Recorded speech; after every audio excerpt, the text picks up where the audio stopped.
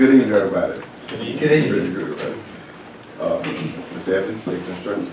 Yes, sir. I'd like to call on Mr. Johnson to give us our safety instructions. Good evening, everyone. Good evening. To provide for the safety of those attending this meeting, I want to give the following instructions in case of an emergency. First, please take a moment to note where your exits are. If an emergency arises that prompts us to evacuate, I ask that everyone exit this room in a quick and orderly manner through one of the two doors to your right. Then proceed to the nearest stairwell, directions to which are indicated by exit signs. Once you exit the building, we ask that you safely cross the street to either of our parking lots to be safely away from the building. Our staff will provide help and directions and assistance. In the case of a tornado warning, we ask that you exit this room into the hallway, where we will remain until it is safe to exit. In the event of an active shooter in the building, we will run if there is an accessible escape path, try to evacuate the premises, hide if you cannot evacuate, find a place to hide where you are less likely to be found, lock any doors that you can. Fight as a last resort and only if your life is in intimate danger. Our staff will provide assistance on what to do. Thank you for your attention. Brother Hines, would you please offer? God, we thank you for another day. Thank you for the blessings of seeing the newness of another month. But thank you for life. Thank you for life, health, and strength. Bless now that our minds be centered around those we serve, that we can make our county a better place in which to live for Christ our Lord. Amen. You received the minutes of the previous meeting, the agenda package. Any additions or corrections? If not, is there a motion? So moved. Questions? All in favor, let it be known by the voting sign aye. Aye. All opposed? Hearing none, the minutes are approved. At this time, the public hearing is called to order to receive citizen comments and questions relative to an inducement agreement with Sarah Lee. The public hearing is called to order. Mr. Peters, would you please read the public notice? Yes, sir. The Edgecombe County Board of Commissioners is considering entering into an agreement that will induce offering incentives to Sarah Lee Frozen Bakery for economic development purposes. Sarah Lee Bakery proposes to expand its harbor operations to include a capital investment of $19,800,000 and the creation of 108 new jobs over 2 years with an average annual wage of $40,681. The incentive being offered by the county is a cash grant paid to Sarah Lee Bakery in an amount equal to 50% of the annual property taxes paid on new capital investment over a 5-year period. The Edgecombe County Board of Commissioners will conduct a public hearing during the regular meeting scheduled for March 2nd, 2020 at 7 p.m. The meeting will be in the Commissioners' meeting room, second floor of the County Administration Building in Tarboro. The purpose of the hearing is to obtain citizens' input regarding this proposed agreement. Written comments should be addressed to Eric Evans, County Manager at P.O. Box 10, Tarboro, North Carolina 27886. Comments received by 10 a.m. on the day of the hearing will be considered. Mr. Evans? Yes, sir, Mr. Chairman. As you know, Caroline's Gateway Partnership, acting on behalf of both Edgecombe County and the town of Tarboro, negotiated an agreement with Sarah Lee Bakery to encourage the expansion of their business here in the county. The result of those negotiations is that Sarah Lee agrees to create 108 new jobs at an average salary of $40,681. In addition, the company will invest at least $19,800,000 in improvements, upfit, and equipment. Upon certification that the company has met the obligations of the agreement, they will receive annually an amount equal to 50% of the property taxes paid over a 5-year period, provided you approve this inducement agreement. Following public comment, I recommend that you approve the attached inducement agreement with Sarah Lee Bakery. At this time, if anybody from the public would like to speak, would you please come forward and state your name and address for the record? If anybody would like to speak during this time. Seeing that no one wants to speak, the public hearing is adjourned. Consideration is for approval. Is there a motion to approve this agreement? So moved. Questions? All in favor, let it be known by the voting sign aye. Aye. All opposed? Hearing none, the agreement is approved. At this time, we have scheduled appointments. Ms. Evans? Sir, Mr. Chairman, I know that for all of us, concern has been for a long time about broadband or the lack of broadband in many parts of our county. It's become so important as a part of our everyday life, education, health care, and a number of other things that our citizens have access to high-speed internet service that's affordable. So we've been in conversation with 2 different companies that are working to try to expand broadband here in the county. And I know here tonight we have representatives from Cloudwise who would like to come and present to you about their company and what they plan. Thank you, Commissioners, for the opportunity to chat with you this evening. My name is Adrian Wilson. I'm the Executive Vice President of Cloudwise. My colleague behind me is Chris Utash, and he's our Business Development Manager. The presentation will be brief. We've broken it down sort of into three sets. The first would be a little bit about Cloudwise, 3 or 4 slides on that, 3 or 4 slides on our current projects, and then 3 or 4 slides on what we are envisioning for Edgecombe County. And before I get started, I would like to thank Eric and Tabitha, as well as Winston Howell from the ENC. I think without their support and encouragement, we wouldn't be here tonight. So I really do express my appreciation to them. Also to Will Berg from Locality Networks, who I'm not sure is here. But we have met with Will at this point and had a very productive talk about working together for the betterment of the county. And so with that, let me get started.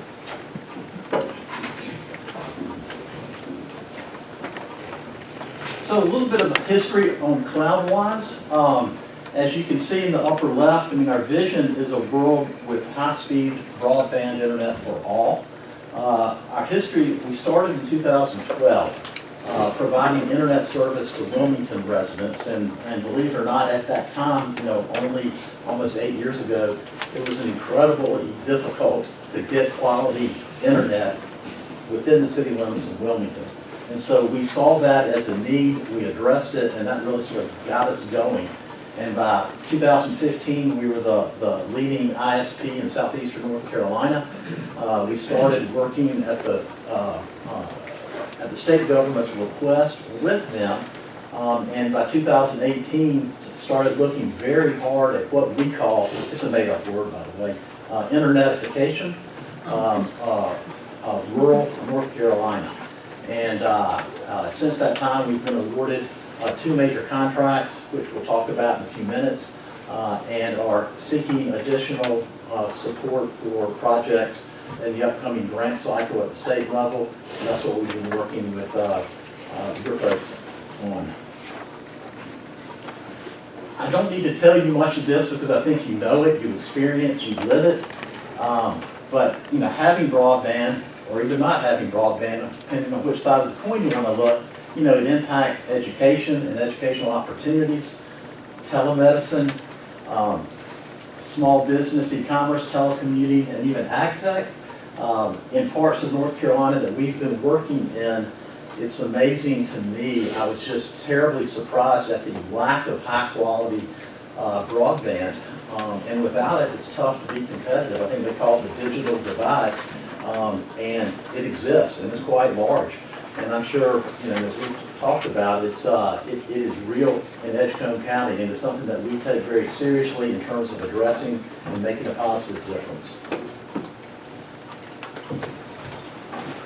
So I just wanted to focus for a brief minute on this slide, and it's talking about businesses as opposed to residents. But for businesses, we can deliver more than broadband. We can hosted phone services, cloud computing, all those things that can help from an economic development standpoint. We've been referred in other counties to help attract businesses because they insist upon having broadband. And we work with them on it. You can see some of the companies in the Wilmington area that we've worked with. But we also, because it's part of our culture, we give back to our community. You see the United Way, the Wilmington Chamber, but the Cramden Institute as well. If you're familiar with the Cramden Institute, they provide technology training to the youth and to senior citizens. And we're implementing programs with them to teach them how to use the internet and how to take advantage of that. So in terms of the local projects, now sort of shifting into phase 2 of the presentation, we have 2, one with Nash County and one with Halifax County. The Nash County is a public-private partnership. They actually approached us in 2015. We knew there was a grant program under consideration at that time, but Nash County said, we don't want to wait for that. We want to go forward now. And so they provided a grant to us, which we then have a match involved. So we pay for some of it, they pay for the rest of it. Initial deployment, 30 homes, 30 businesses, but over time, 80% of the entire county will be covered through that program. And so we're empowering economic development. We've met with companies that Nash County has been trying to attract to propose internet service and high-speed service to those corporations. Halifax County, a different kind of grant. It's the one under the North Carolina Great Grant Program, which Chris will talk about in just a second. But under that grant that was approved last year, we'll be serving almost 1,500 homes, 10 what's called anchor points, 24 businesses, 9 farming operations. And part of that too is we've entered into an agreement with Crandon, who I just mentioned, and are going to be offering literacy training, digital literacy training, to senior citizens and to the young people in Halifax County. So let's, before I turn it over to Chris, I mean, this is sort of what it looks like. And again, it's Nash County because that's one that's already approved and we're well down the path and we're actually serving customers. But the circles represent towers and coverage areas in Nash County that the grant is intended to cover. And so you can see that, it starts, in Nashville, Castelia, comes down through Beaumire, and then to Bailey before swinging back up towards Rocky Mount. And we will have a good portion of the county that's able to be covered by those 6 towers. Some of those 6 exist right now, some we will actually construct ourselves. Halifax County, it's a little bit different map and really can't see the circles too well on it. But the thing I will point out about Halifax County, as opposed to Nash County, Halifax isn't paying a dime. Like, they're getting broadband through the grant from the state government and through our company match, but there's no money that's coming out of the pockets of Nash County or its residents. And I think that's a really important thing. So Chris, I'm going to turn it over to you, and I guess this will be sort of heading up to the third part of the program. Absolutely. Thank you. So just a quick overview. Are you guys familiar with the Great Grant Program? Okay. So the 2 I want to stress is, I guess the top one there is providing service to the unserved and census blocks. And then at the bottom, the application is due on the 16th. So what we're looking for also is any sort of assistance or help you can provide to help us get surveys out there. Because true surveys from the citizens, and I'll show you the data in a second, but true surveys from the citizens are much, much more important than anything the FCC has or anything else we can pull together with some of our mapping tools to really show where the need is. If we get stewards of the state's money, they want to make sure that it's going to areas that do truly need the service, and we need to help show that based on the current information. The other thing, I guess, to add on to that, so in 2019, it was for Tier 1 counties only. 2020, it's Tier 1 counties only. Next year, Tier 2 counties get into the mix. So that's going to add a whole new 40 counties that are up to 30% of the total grant funding, which will make it much more competitive for grants and projects going forward in the years to come. This is the map of Edgecombe County that's showing the served and unserved areas. This is using the FCC Form 777 data, and of course, as you can see, the orange is considered the unserved areas based on the county. Now, again, the kicker with the data is if there's one entity or one residence or business being served in that census block, no matter what the size is, that's considered served. So if a gas station on the corner has service, and then the neighborhood of 1,000 homes behind has nothing, it's considered served. We can then refute that with survey data. This is another map. This is showing, this is American Community Surveys, which is done as part of the census. That's showing that we have 7,500 homes or households in Edgecombe County that have service, which is putting you right at a 32% of basically no internet access at the house. It's a little hard to read this, but the white or the lighter shaded areas are considered more served, and the darker the areas are, the less served they are. We had initially been proposals or projects here trying to hit those current census block areas. So this is kind of just without having any conversations with you guys, trying to say, hey, this is what we're thinking. We want to get deeper more for the grant application to say, what does this actually need to be the best suited for you guys in Edgecombe County. So it would be there, you know, hey, these are the areas that are showing service, so this is how we would design our towers.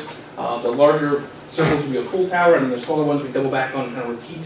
We use water towers, we use existing cell phone towers, where we can go in and replace existing phone poles with a pole 3 times the size, and then be able to use that to send signal off. We can get really creative, and that's one of the nice things about using fixed wireless is we can provide fiber quality and speed and connection with the latency thing and jitter with a fraction of the cost, because wirelessly we don't have to run the lines down the country roads or long driveways or anything like that. We're able to kind of cover a much larger area at a fraction of the cost, which of course helps that and keep the cost down for everybody else. So this is the proposed service area. We definitely understand that there's going to be some probably more need, but we want to also work with you guys to say, hey, we're trying to, you know, there's some work going on in principal, and Sarah Lee and other people that y'all are trying to attract as well. Is there something that would be helpful and say, hey, I designed a perfect project. I want to have X coverage here, or X speed there. Working with other counties, what is your biggest issue? Is it emergency and fire? Is it schools? Is it public access? You know, every community has some of the same problems, but you also have specific ones that are related just for you guys. We want to make sure that we're coming on as a good partner to help put together a solution that makes the most sense for both of you guys. Any questions about any of this? I have a question. Yes, sir.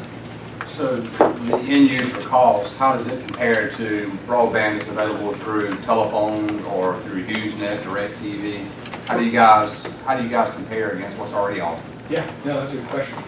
So the pricing hasn't been finalized. It's a little bit dependent on, you know, kind of how it all breaks down. But in Nash County, we're doing a 10x2 for $29.99, a 25x3 for $49.99, and then a 50x5 for $120.99. And so and those are all posted prices. We don't do any data capture restrictions. Basically, we treat it like a utility. So if I have X amount of water coming to my house, I want to run my systems, I want to have that number steady.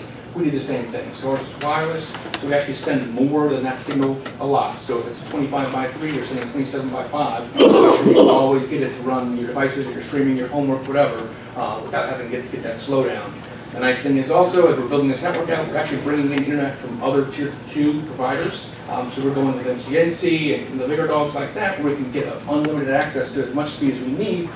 Current networks of DSL can be overloaded, and you can't add anybody new onto those. So we don't want to make anything worse for somebody who's currently on a service. We're bringing in ours in completely independently, so that we also can scale it as much as we need over time.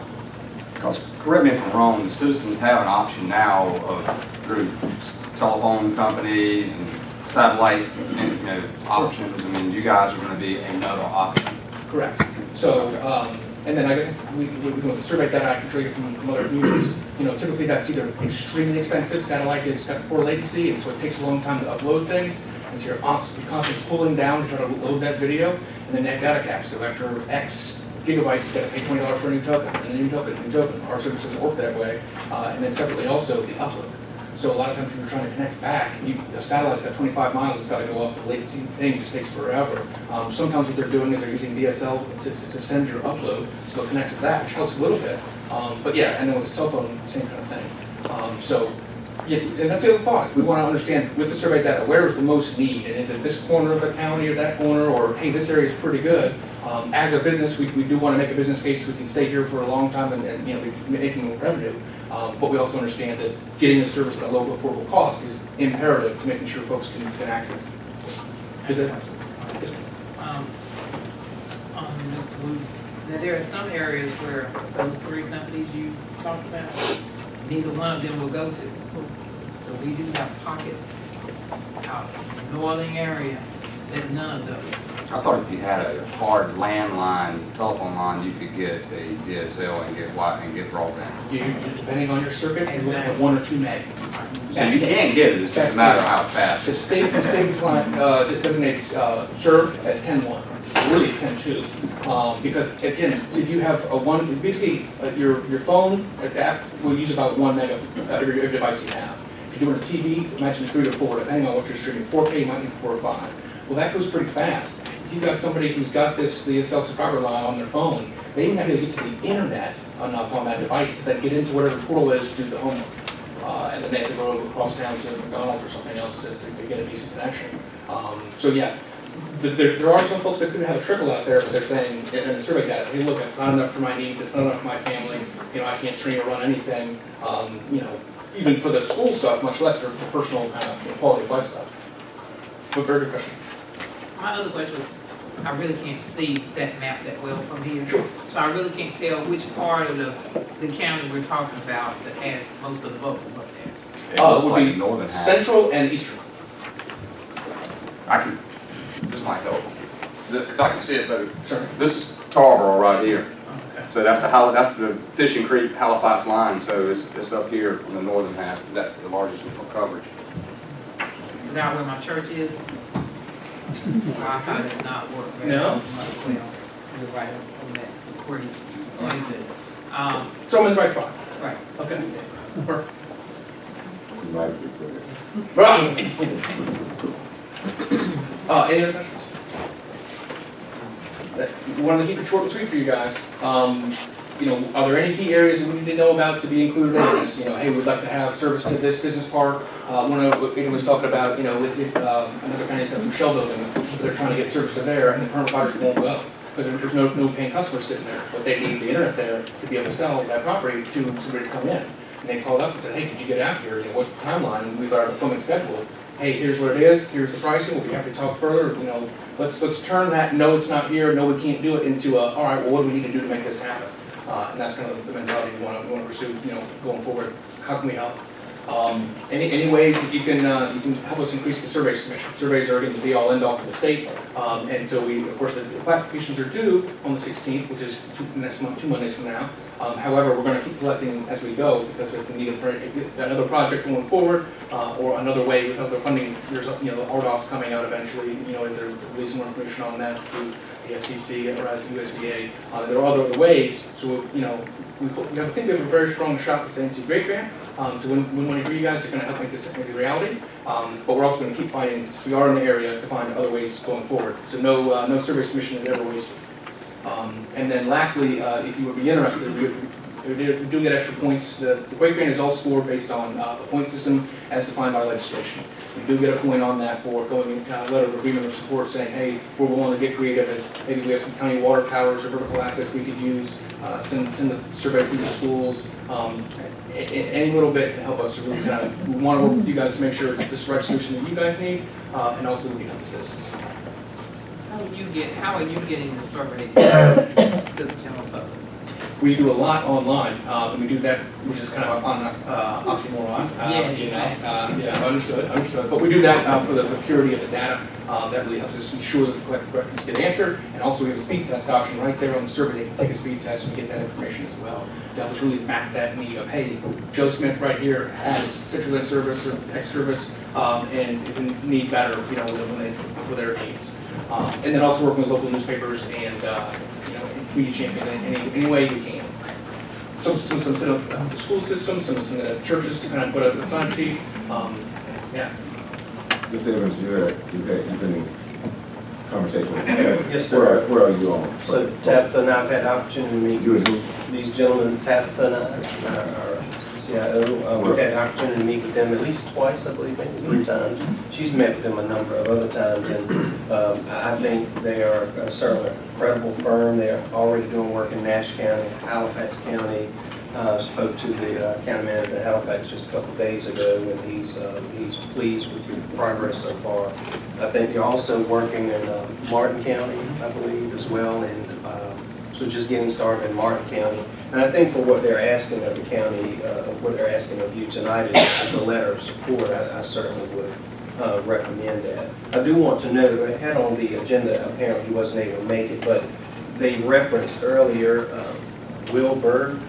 He is with Locality Network. They have an office in Pine Tops. They bought what used to be the Crystal Broadband network, and equipment and all, and so he has a little over 200 customers.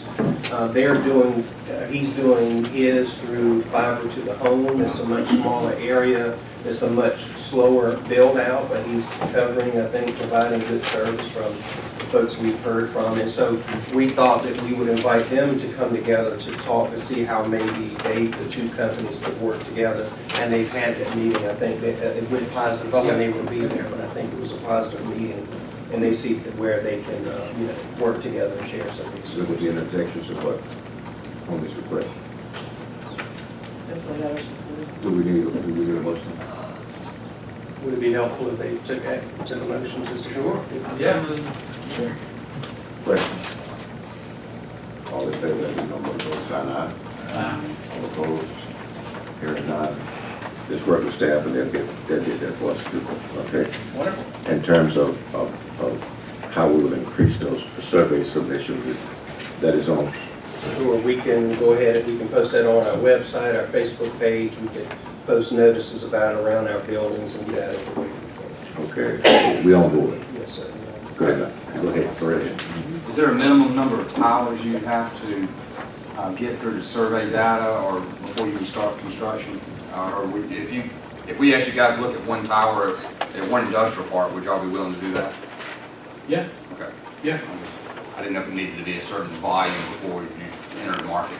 Well, so tying into the network coming out of the neighboring counties, we're able to pretty much extend that out. We can get about 3 to 5 gigs, 20 miles through the point-to-point links. It can be done, and basically, point and shoot where you want it. So yeah, again, any sort of, hey, we'd like to look at what this would look like. Can you pull that there? That's exactly what we're looking to help with. All right, thank you. Thank you so much. Thank you.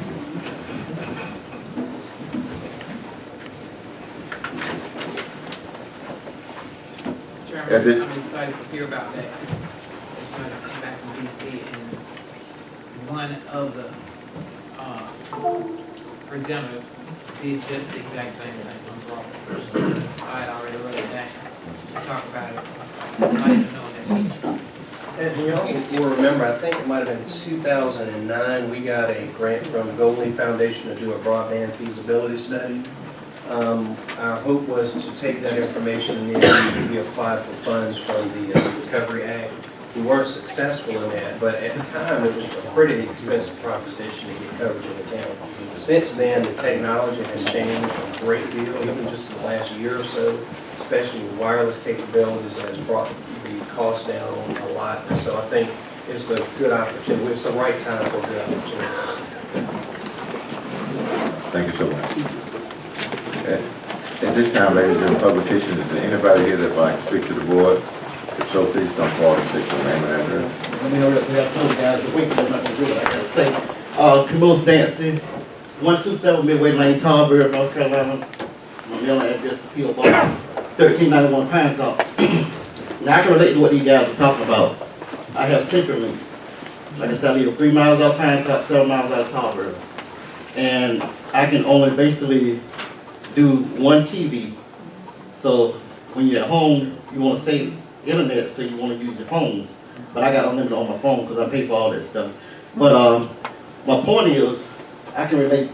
Now when I go home at night and try to upload this video, let me go back.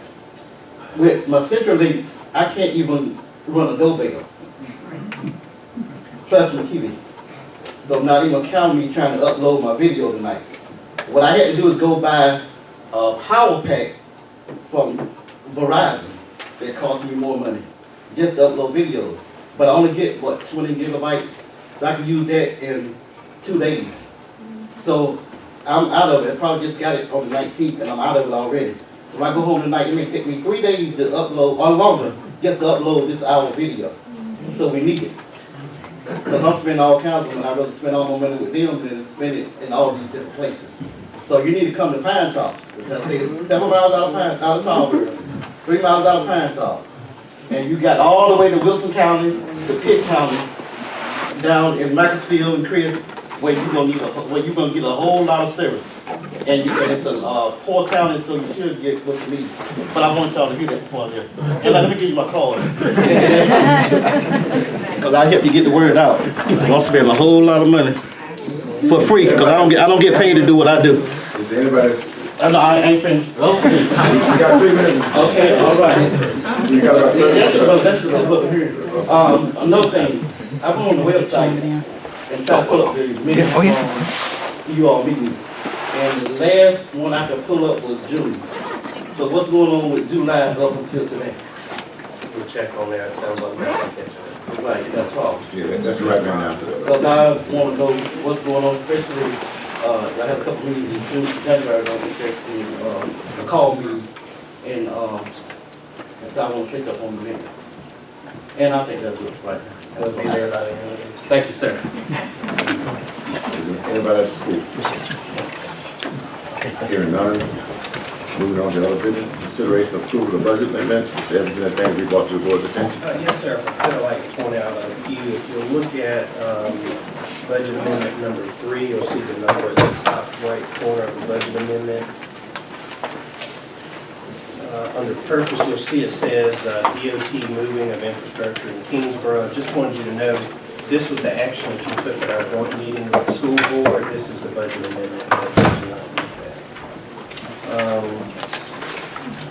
Budget amendment number 6 says to move funds within line items for Hurricane Florence response. You'll remember, I can't remember exactly when, but sometime back you did approve to appropriate $25,000 for our cost in responding to Hurricane Florence. What this does, we needed to move those out into those individual line items. So it's not appropriating new money, but just moving that money out into those appropriate line items that you'll see there.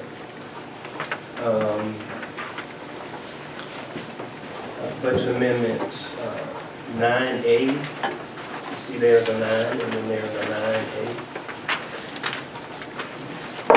You'll see it says to allocate for a rollback vehicle. This is a truck piece of equipment, heavy equipment that was approved in the CIP this year for solid waste.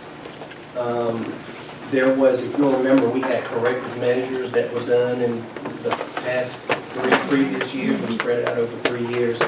The last of that contract was done last fiscal year.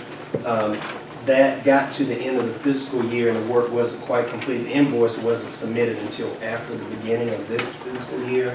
So some of the costs for that, unused last year, paid for in this current fiscal year.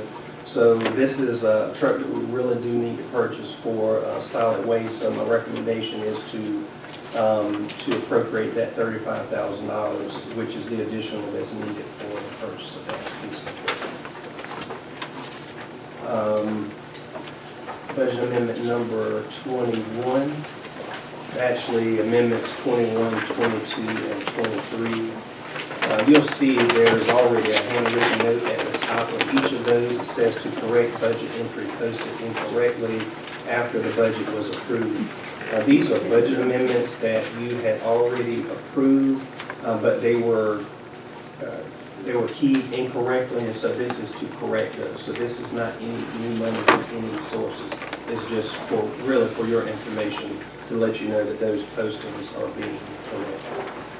And finally, you should have at your place, it's actually 2 pages, it's one budget amendment from the health department.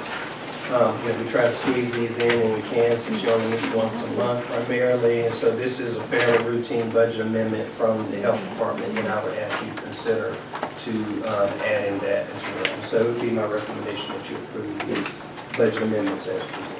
Happy to answer questions on any of the others. Any questions? What is the main reallocation of budget for what phone bill? Main office phone bill? For the health department, I'll ask Catherine if she could respond to that. Yes, sir. The budget amendments are for the internet services. With the health department, we were previously told that they had been changed, and health department, the service that they were provided by Cabarrus County had not been cut off, and a new internet service had been term, started with another company, but Tab was not in, need to tell you what that was, but anyway, the, line item came up short this year because we've been paying two internet providers.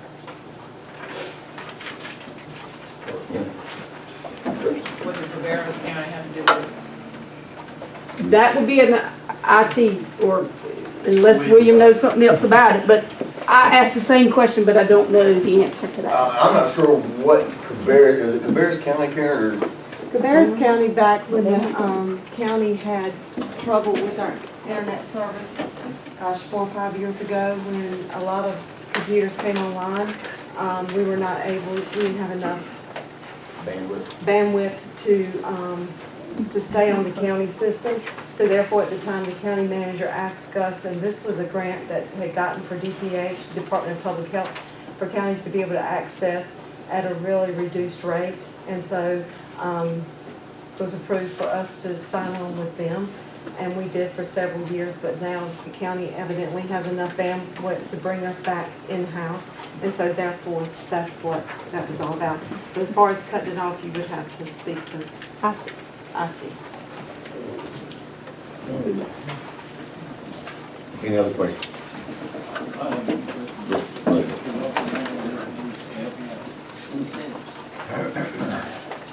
For the one that we just talked about. Right, so those are giveaways for educational purposes in the health department. It could be keychains, whatever it might be. These are typically paid for by different grant programs we get in the health department. They refer to them as incentives to participate in programs. Any other question? Is there a motion to approve? So moved.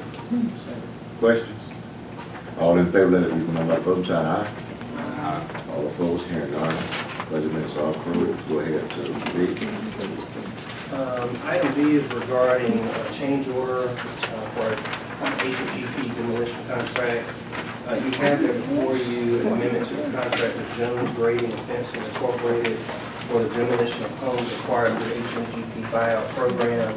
The amendment includes the addition of 2 more structures that were acquired after the original demolition contract was approved. This change will result in an additional $11,150, increasing the total contract to $134,990. And by the way, this is covered under the cost of the HMGP program. So I recommend that you approve the change order as presented. Motion? Questions? All in favor, let it be known by voting sign aye. All opposed? Hearing none, it is approved. C. You have 2 fees from the health department coming before you to increase those fees for both skin tests and pregnancy tests. These were presented to the Human Services Board, and they forwarded this for their favorable recommendation. Motion to approve. Second. Questions? All in favor, let it be known by the voting sign aye. All opposed? Hearing none, motion is approved. Next. Item D, as you know, in September of last year, mold was found in the basement of the courthouse. On October 1st, 2019, you approved a contract to remediate the mold. That work involved removing all of the material and cleaning all of the surfaces affected by the mold. Since then, we have bid out the work to replace that material and the related repairs. Of the 5 bids received, the lowest responsible bidder is HG Reynolds. Therefore, I recommend that you authorize me to approve the contract with HG Reynolds in the amount of $423,000. I also recommend that you approve the accompanying budget amendment. So there'll be 2 motions. You can do it now. Motion to approve. Second. Questions? Is this covered under our insurance? Yes, sir. Yes, sir.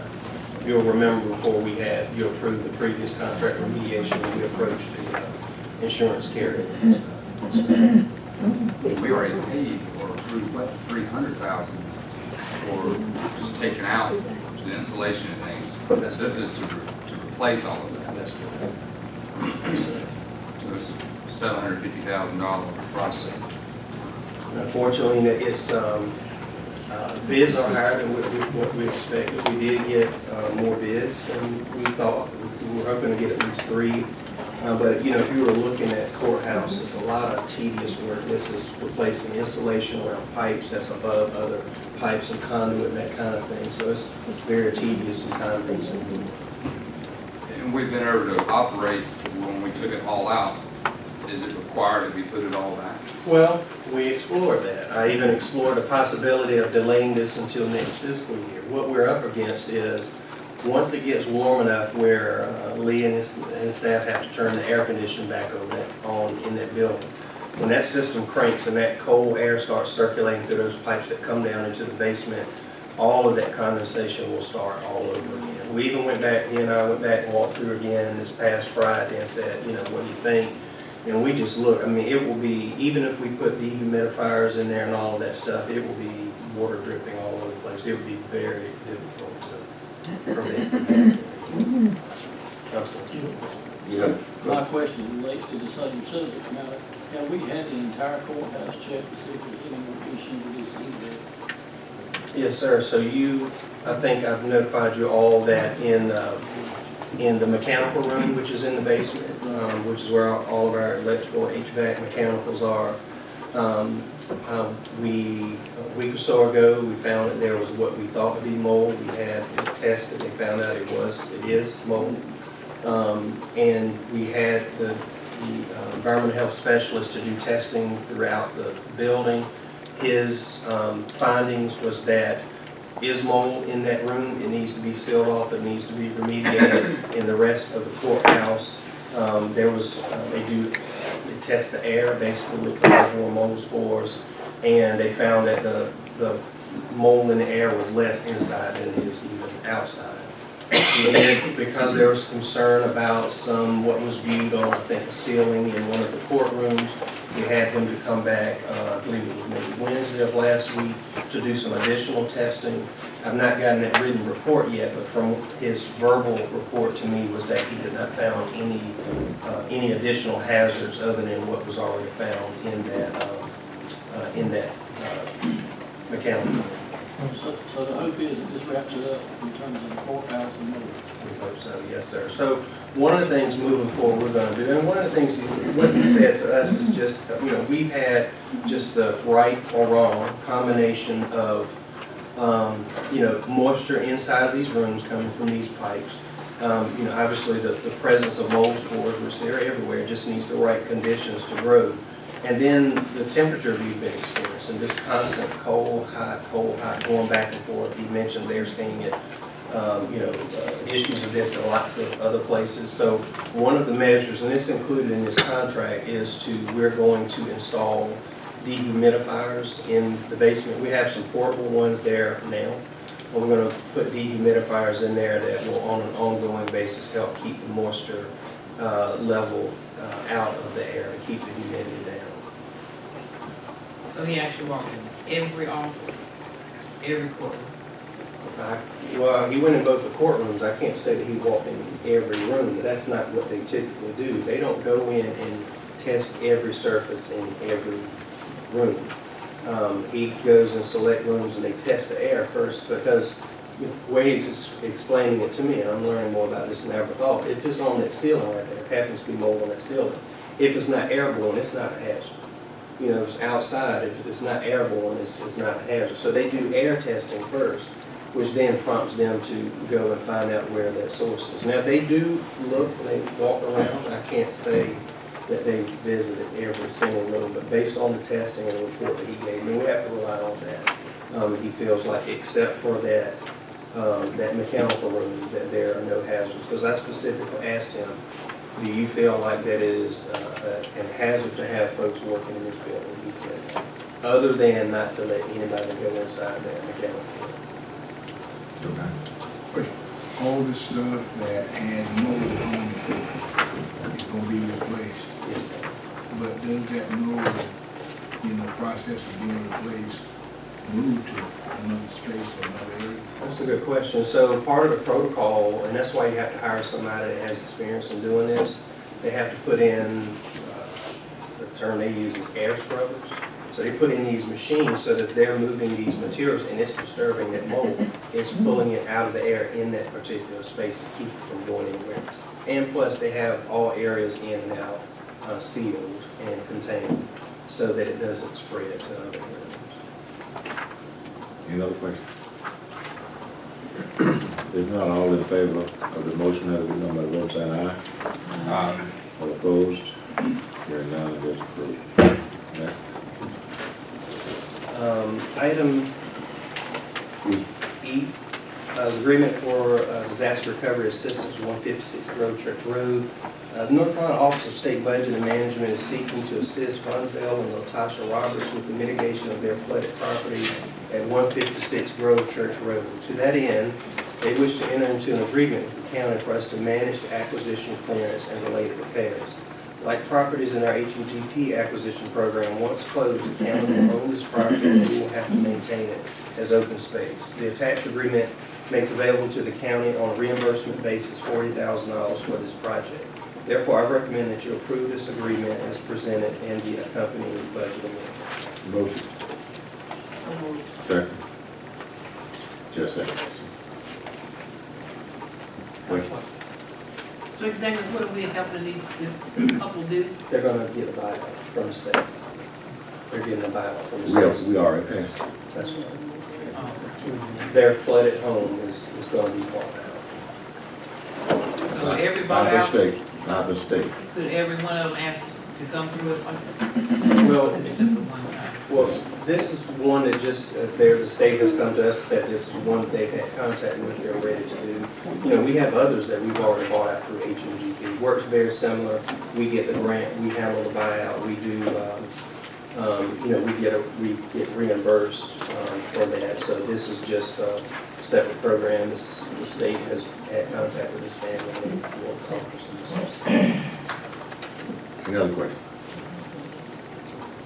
All in favor, let it be known by the vote sign aye. Aye. All opposed? Hearing none, it is approved. Next.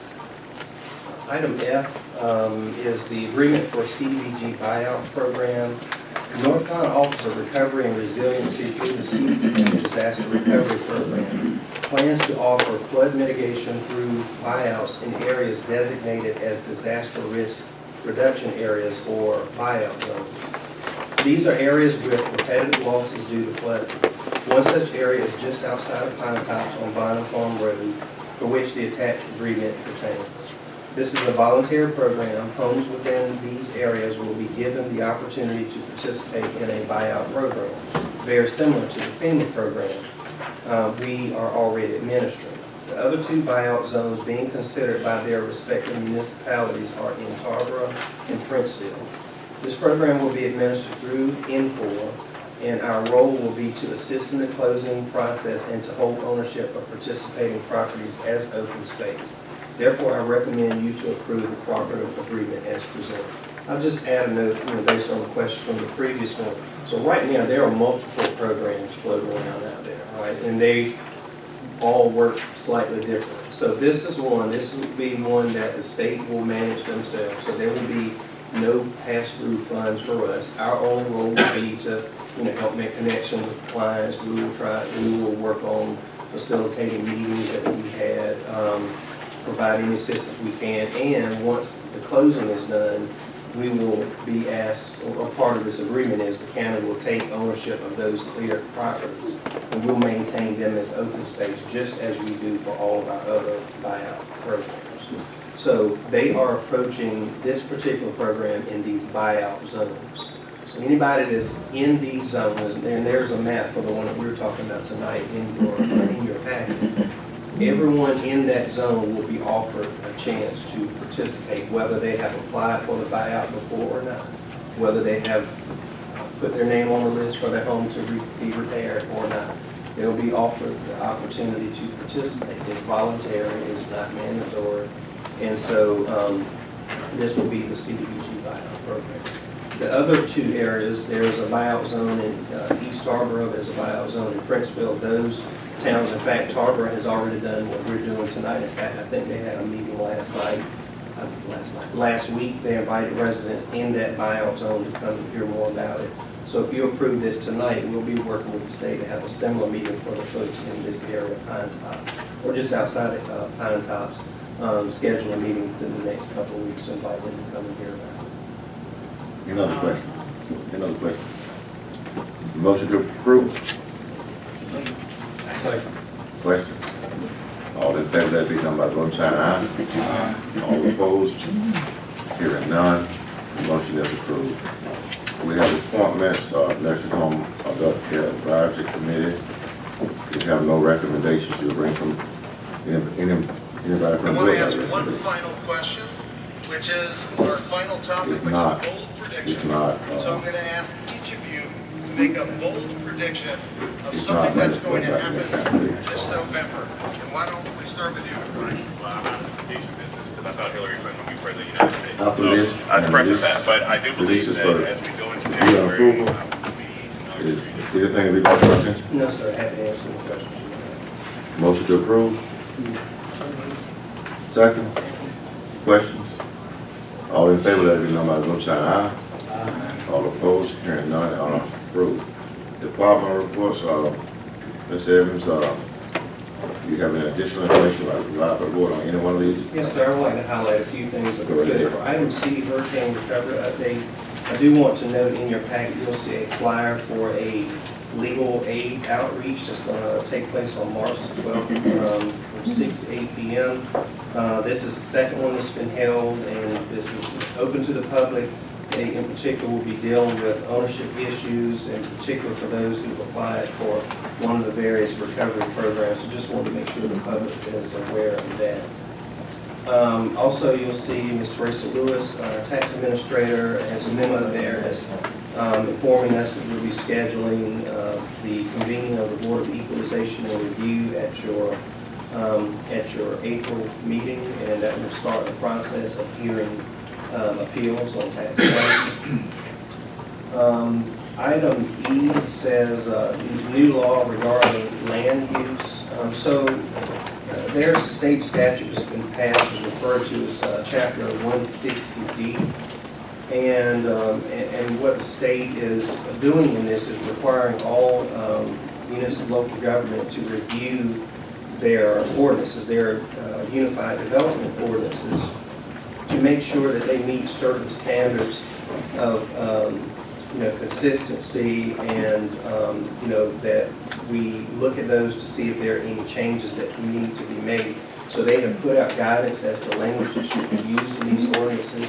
I wanted you to be aware, because our unified development ordinance is a pretty thick document. So it's going to require a professional to go through that document to compare it to what the state recommends, and then to bring recommended ordinance changes to us. So I plan to, working with staff, we're going to go out and solicit proposals from professionals to do that. That's what most other counties and towns are doing. And so probably by next month's meeting, we'll have a recommendation for it. Any questions from the manager on any of these items on the department reports? Hearing none, manager's report, but Do want to point out, I know you get this report from me monthly, the workforce development indicators. And, one of the things that we look at is we look at the, what our unemployment rate is and what our rank is. And I don't know, I can't remember exactly how long I've been doing this report for you all. We have at times managed to get out of the top 5 highest unemployment rates, and I could not wait to come and report publicly, we are number 10. Number 10, yeah. I saw it was the page number. We're under 5%, 4.8%. 4.8%. That's promising to us, who knows where to go next month. As you've seen over the months that we've been sharing this report with you, it does kind of go back and forth a little bit. Not only is this the highest rank we found ourselves in, but it is the lowest unemployment rate we've had since we've been doing this report. I think I looked back and saw when I first started doing the report that, it was around 11% at the time. You can see July. I think it might have been higher a couple of times since then, but it's been a tremendous change. Certainly for, North Carolina economy as a whole, our country as a whole, but we're glad to see some improvement for us there. Item B, Special Olympics update. I'd like to ask Mr. Johnson to come up and give you an update on what he's been working on with the Special Olympics. Good evening, Commissioners. I just wanted to update you guys. Special Olympics of Edgecombe County was awarded $1,500 from the Edgecombe County Recreation Mini Grant Program. We are holding a pancake breakfast fundraiser on March 21st at 7 to 9:30 a.m. and here in Tarboro, Highway 55. The cost is $6 a ticket, and I brought some tickets tonight if anybody wants to purchase some. Anyone can donate to Edgecombe County Special Olympics. You can do that at the E.L. Robertson Center here in Tarboro. Please make checks payable to the Special Olympics of North Carolina. Funds will be deposited directly into Edgecombe County's Special Olympic account. We have our own bank account, PNC. Any money that's donated in the name of Edgecombe County to Special Olympics goes directly into Edgecombe County's account. We did set a date recently. May 5th is the date for our spring games. That will be located at Tarboro High School. If you're interested in volunteering, you can either reach out to me or Thomas Perkins, Athletic Supervisor for Tarboro Parks and Recreation, 252-641-4277. I'll be happy to take any questions. You said the 21st for the fundraiser, what? Yes, sir, of March. What time again? It is 7 a.m. to 9:30 a.m. at Highway 55 here in Tarboro. And $6 a plate. That's a Saturday wheel. Yes, sir. Thank you, sir.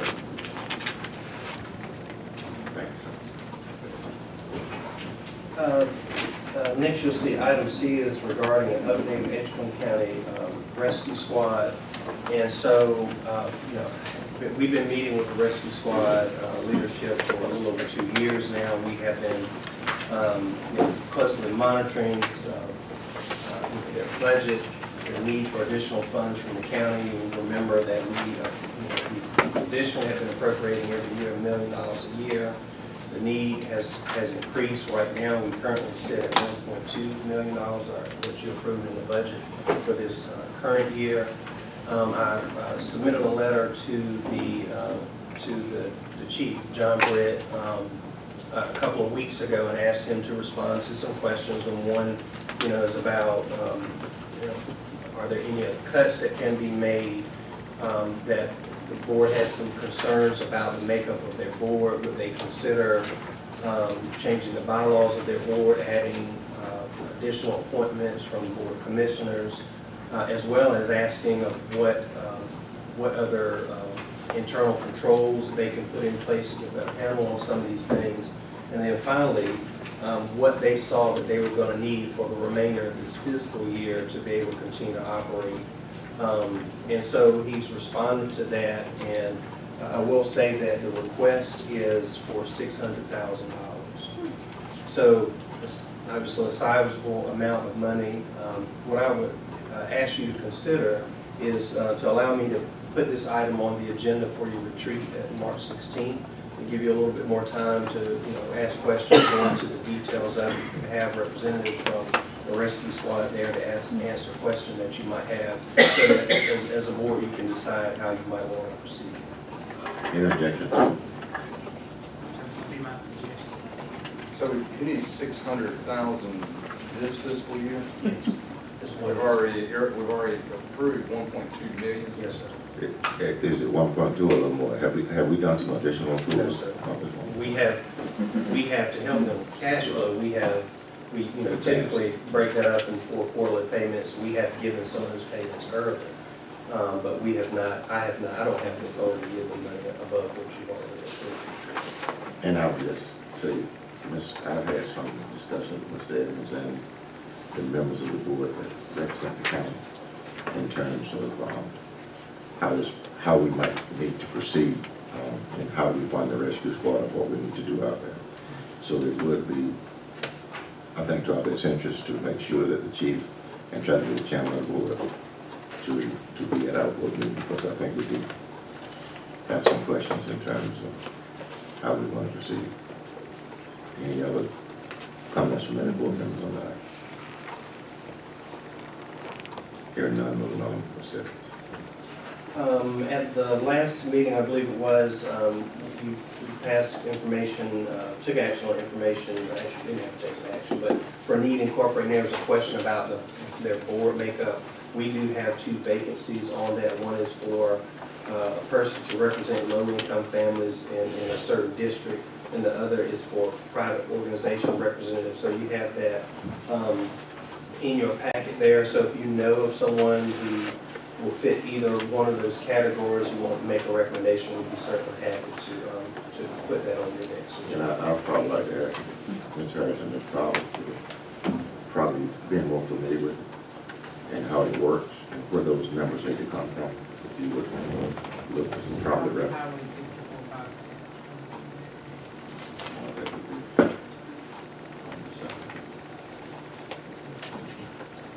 And if you could have somebody that's going to make board meeting, because I think we do need representation on that.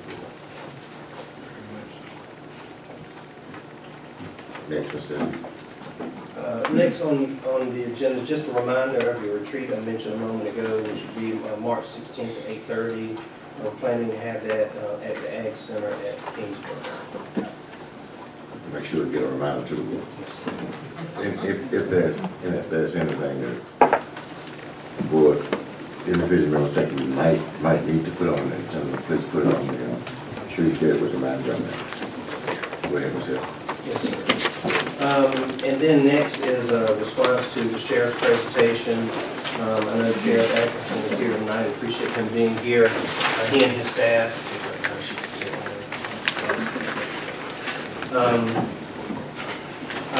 Staff did a wonderful presentation. I think, gave us all opportunity to, better appreciate all of the hard work that they do, the number of programs that they oversee, challenges that they face.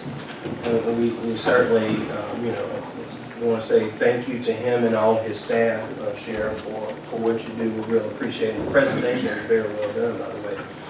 So there were a number of things in the presentation, I think, raised some concern for you as a board. I think that, asked for some response from me.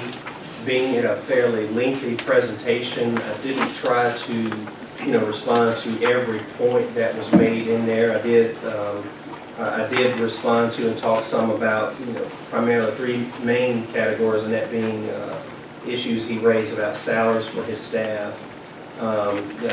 Some items he talked about that addresses budget and revenues that come into the sheriff's office, as well as some capital needs that include vehicles, body cameras, and some other things.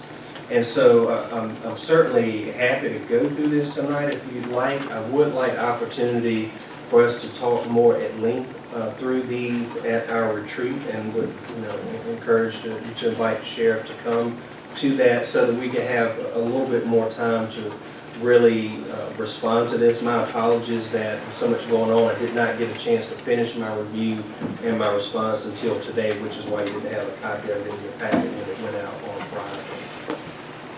Any objections? Hearing none, we have this as a retreat item. And the sheriff, make sure, Sheriff, you'll please come. Yes, sir.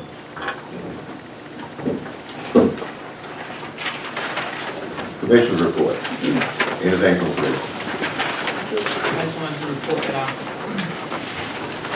got this morning from the National Association of County Legislative Conference in Washington, D.C.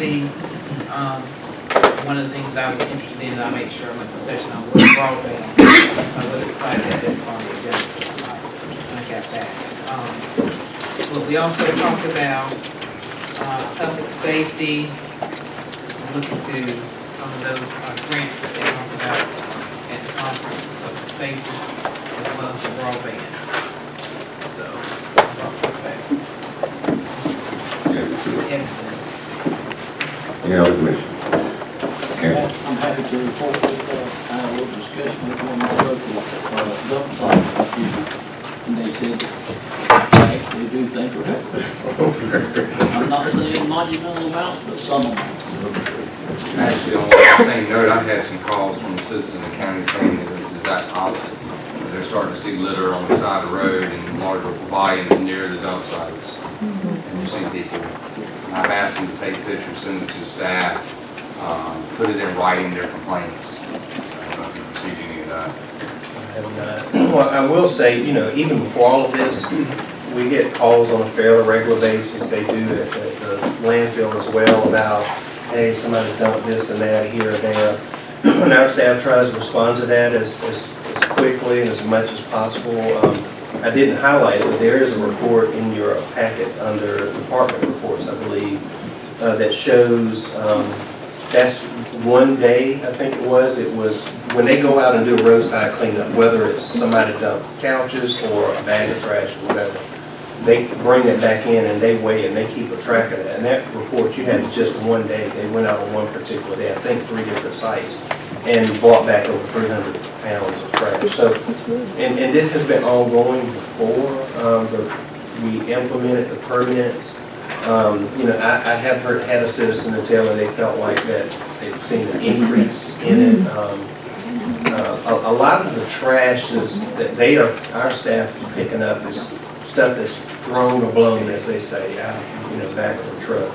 They are seeing some bulk items being dumped. You know, can we say it's because of the permits or not? We'll certainly keep a close eye on that. But they're working hard to try to keep track of that. If I get a call, I pass it on to them. They get a lot of calls directly. We also have some events. There are flyers in there, so we participate with America Beautiful and Twin Counties. You know, we do some things on our own, try to encourage people. Number one, keep the county clean. Number two, to help us clean it up. And so we've got some events that are ongoing that we try to encourage people to help us keep the county clean. Any other question or comment? Yeah, on the same note, I gave our county manager, Mr. Evans, a call a couple of weeks ago. One of our areas out in our end of the county, it was like many of them, but it was horrible. I mean, it was deplorable. And he sent a group out that took care of that, and I want to thank you very much. But, you know, in my travels about the county, I don't know if we can promote something on Saturday, April 4th, or Earth Day or what, but we need some help. We need people just to quit littering. I really wonder when the last time anyone has been issued a citation for littering. I just don't know why people can't wait till you get home, take it out of the car, put it in a trash container, take it to the site. It's horrible. It's not just my site, you know, it's everywhere. But it is as bad as I've ever seen it. I don't know if it's since I've become a commissioner or pay more attention to it. I hope I do. But it is terrible in our county on the sides of the road. Any other comments or questions from the commission? Mr. Wiggins, I'm sorry, there's one other thing before you go into closed session. I did receive today these packets from Miss Martha Johnson, who is asked me to distribute these to you all, and it's regarding, I guess, her appeal about value of her property and some concerns she has about that.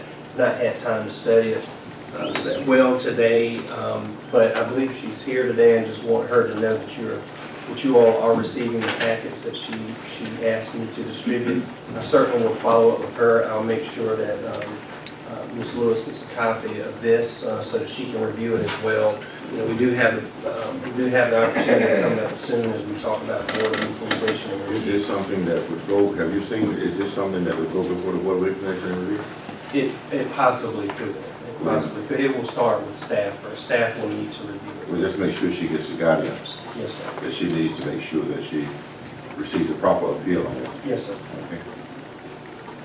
And we'll have this information at someone in advance. Does have to appeal it. Attorney's report? Yes, sir. At this time, ladies and gentlemen, we're scheduled to go into closed session discussion, economic development, and a personnel matter. Is there a motion? Questions? All in favor, let it be done by voting sign aye. All opposed? Hearing none, at this time, we